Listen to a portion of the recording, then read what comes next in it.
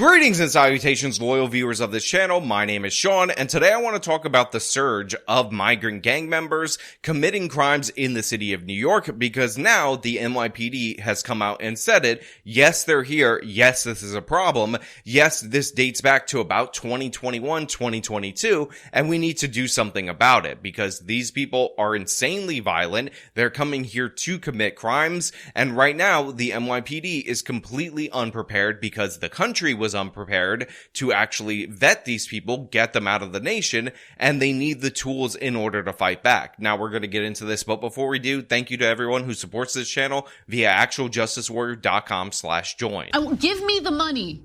Give me the money. Okay? They're trying to tackle the rapidly escalating violent crime among Venezuelan gang members in the city who have gotten into New York. Fox 8's Linda Schmidt talked to the NYPD, who says this crime wave is one of their greatest challenges. So right off the top, they talk about this violent gang from Venezuela that has arrived in New York City that the NYPD is sounding the alarm about. And to be clear, the gang that we're talking about is actually a Venezuelan prison gang, which does lend some credence to the theory that maybe the nation of Venezuela is letting prisoners out as long as they go to the United States of America. Now, we actually talked about this on this channel before, and what seems like is actually happening in Venezuela, from my estimation, is that Maduro is cracking down on the gang members, so they're fleeing his regime. Although I do want to point out, it would not be the first time throughout American history that somebody tried to send their criminals to our shores in order to create problems for us over here. I just say, as of right now, the evidence for them being sent via the Venezuelan government is not exactly accurate. It looks like, as of this moment,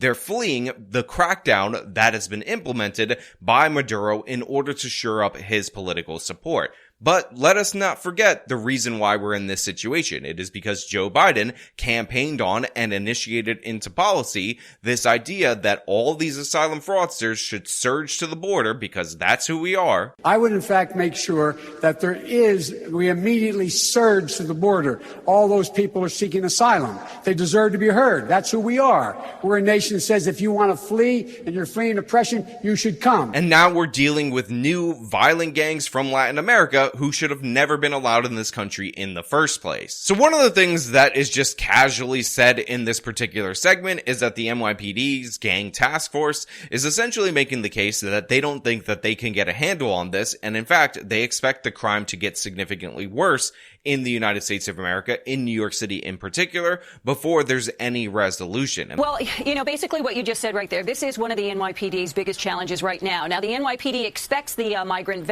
Venezuelan gang crimes to actually get worse in the city before it gets better. And that is because this gang is extraordinarily violent. They don't appear to fear the police, and the worst part about it is that the New York City taxpayers are paying for their food and housing, and they're using that money to jumpstart their criminal enterprises. They're actually extorting other people who have immigrated to the United States of America. So we're in a situation where all of this crime is being facilitated and encouraged by the national government, by the Biden administration, and local areas are feeling the brunt of this. Now, I also want to point out, because a lot of people are going to say New Yorkers voted for this, therefore they deserve this, that what I'm saying about New York City, about these Venezuelan gangs, is true not just of blue cities who under the previous administration passed extra sanctuary city legislation, but it's true of every place that these people go. These gang members are entrenching in Florida. These gang members are entrenching in Texas. They're setting up multi-state, multinational criminal enterprises because this is on the federal government. It just happens to be the case that New York offers extraordinary benefits to these people. And to highlight another blue city that, by the way, of course, doesn't track whether or not somebody is an illegal immigrant when they're arrested, but does track country of origin, we've seen in Chicago the number of Venezuelan-born people who are being arrested go up exponentially because the gangs are there as well.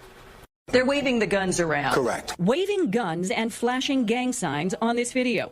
The NYPD says these are suspected members of the ruthless Venezuelan gang Tren de Aragua, which has been infiltrating the U.S. for the last 2 years. So they show clips of a music video, and because YouTube has a violent content thing, and I'm pretty sure the AI is actually going to detect something right there, I had to black off the screen, but essentially what they were doing was a simulated killing of somebody where they pointed a gun at someone laying happening on the ground. Just so you know, YouTube gods, nobody was actually killed right there, but for those of you who are wondering why I cut right there is a reason for that. It is because of the consequences that my channel will face, because they'll legitimately argue I'm showing you a murder, even though that's not the case. But the most troubling part about this is that these suspected gang members that are in this particular video that is on YouTube are here in the United States of America.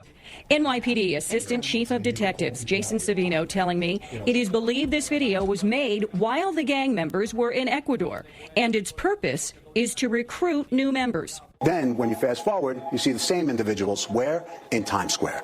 So that's our concern. Now, I'll also point out that the people in this video are overusing the lightning effect, but as you heard, these people made this video, or they appear to have made this video in Ecuador, on their pathway to the United States of America. And again, that is not speculation. These people are actually in New York City. We have video of them making the trip all the way here. The NYPD says Tren de Aragua has been making it over the border with the migrant influx and is getting established in New York. So unsurprisingly, when you let millions of people surge to the border and you're not vetting them, people with bad intent, people who are part of criminal enterprises that they want to expand, are going to come along with them. And as you can see right here, we have this example of this group of illegal migrants, this group of gang members making their journey to the United States of America, documenting it, ending up in Times Square. And obviously, the NYPD is right when they say that they're sneaking in with these people that are migrating to the border,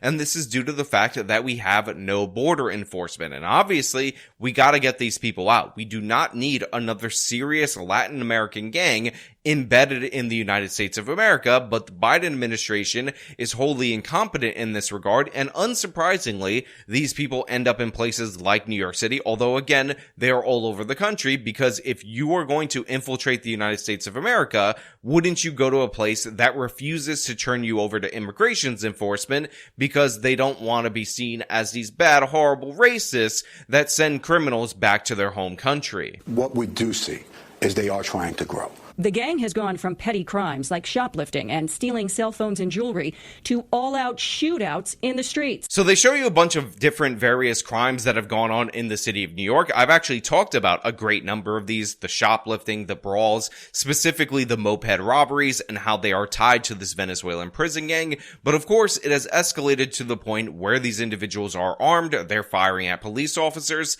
and this begs the question, in a city like New York City that restricts the hell out of average everyday citizens owning firearms, how are they even getting these guns if gun control is this magical, amazing thing that prevents criminals from getting guns? Obviously, they don't care about that, and in fact, we had a confession from one of these gang members that they are basically on order to shoot at the police rather than get captured. Alleged gang member Bernardo Raul Mata recently confessing to police that gang members are being instructed to shoot police officers. Again, why this person is in court at this moment and not being deported out of this nation, I don't understand. Why we have to continue to feed and house this individual, give him 3 squares when he broke into our country, violated our rights after being given welfare, and then started shooting at our police officers is insane to me. But this is the situation that New Yorkers and Americans find themselves at due to the fact that we're not vetting people at the border, due to the fact that, again, we allow people to not only infiltrate our border who shouldn't be here, but we accept them even when they dump their documents prior to showing up to our border. Mata is charged with shooting 2 officers after they stopped him for riding a moped the wrong way on a one-way street in Queens. In court, an assistant district attorney revealing what Mata told investigators about the gang. Tren de Aragua members are smuggling firearms into city shelters inside food delivery packages. That way they don't have to go through the metal detector. Guns being smuggled into migrant shelters in food delivery packages that are not being screened. Now again, we have this information from this individual who's in a wheelchair. I hope he got shot by the cops and that's why he ended up in the wheelchair, or at least significantly injured. And by the way, we should still deport him, even though he's handicapped, back to his home country because he disrespected the United States of America. But he says says right there that people are smuggling in weapons with the food deliveries because the migrants have gained control of that, which means at every single level, the New York City government is subsidizing these people and their criminal activity. And just imagine how intimidating it is, how horrible it is if you're actually a legitimate asylum seeker, however few people that are in that legitimate category in the city of New York, and the shelters are essentially being run by this prison gang that has access to weaponry that even average everyday citizens don't have access to. The gang violence is escalating, and now drugs are coming into the picture. We're just starting to see a drug called Tusi, which is a pink cocaine type substance. So now they're discussing this new drug, and to be clear, I don't know anything about it, and I do want to caution anyone who's reading into this new drug at this moment in time to pull back a little bit and understand that the propaganda forces are going to exaggerate it to the extreme at this very moment. It's kind of like in the way that fentanyl is incredibly dangerous, but we see all these dumb videos of people touching it with their skin and all of a sudden going into overdoses. Just so you guys know, those are not legitimate videos. That is not how the drug works. To be clear about that, that is straight up propaganda, but it is quite troubling that this new drug is making it in so that these people can become further entrenched. And the moment to deal with this crisis, the moment to cut these people off, the moment to start shipping these people back to their home country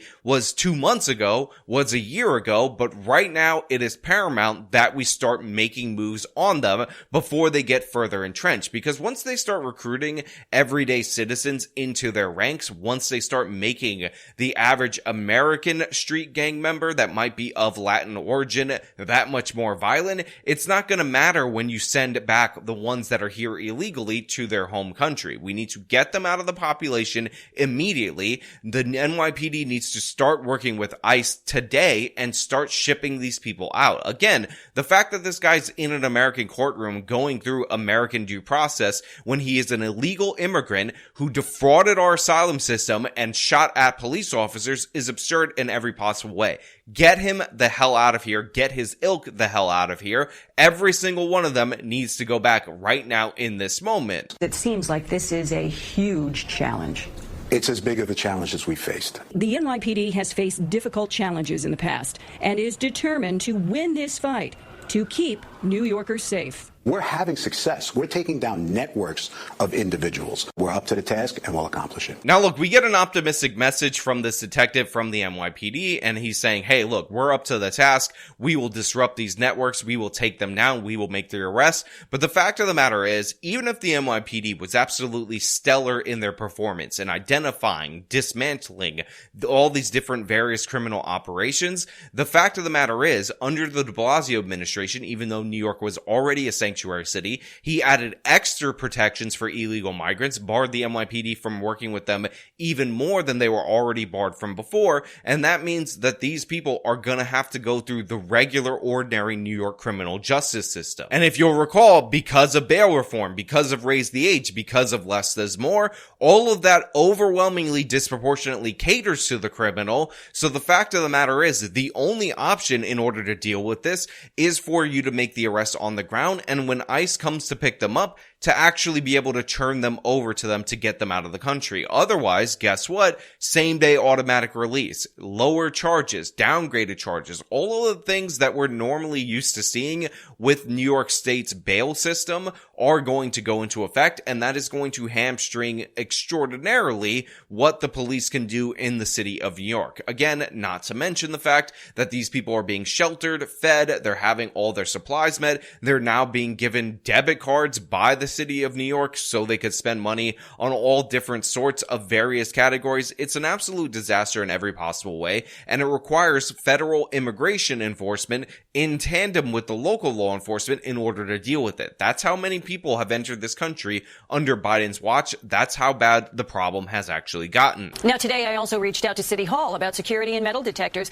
at the city-run migrant shelters, and I asked them why food containers are not being screened for possible weapons or drugs. Now, I was told those items are supposed to be screened every single time. And now the city is now retraining security personnel at all city-run migrant shelters. So the local news reaches out and says, hey, why aren't you screening these food containers? Why are you allowing these weapons to be struggled in there? And the city says, oh, our bad. We are supposed to be screening that. And don't worry about it. We're going to retrain these security guards. And I just want to point out that these security guards are low-wage kind of workers in comparison to police officers with all those benefits and whatnot. So very likely some of them, at least, are going to be on the take for these migrants, and they're allowing this to go through. But more importantly, even if that's not the case, the fact that we have to train and retrain these people in order to run security at these migrant shelters are just more costs on the taxpayer of New York, who, by the way, is not getting the same level of public services they got before. But this is where we're at in the United States of America.